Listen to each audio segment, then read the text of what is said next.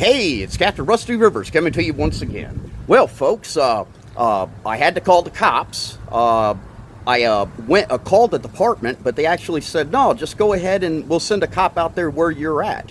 And anyways, I just got done filing some additional charges against a particular person that I had a restraining order against, and my restraining order said that they were not allowed to contact me in any way, shape, form, or fashion. Now, here's the interesting thing about restraining orders.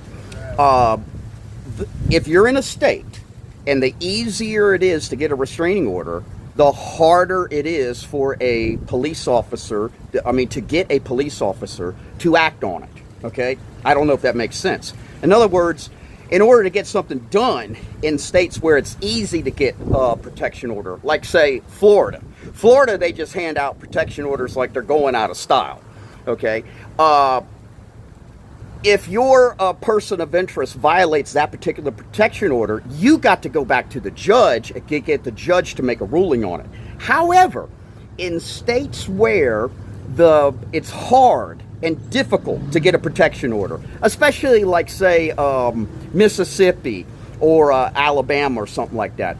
A lot of the southern states, it's very difficult, especially for men who are seeking restraining orders against women. The harder it is to get a restraining order against a person in a particular state, the easier it is that the police seem to comply.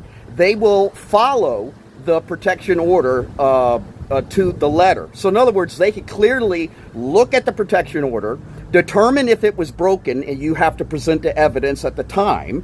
And if you convince them, the police officer is going to go ahead and write up the charges and put out a warrant for that person's arrest. Well, anyways, with that, I'm Captain Rusty Rivers, signing out with the police right here. Bye.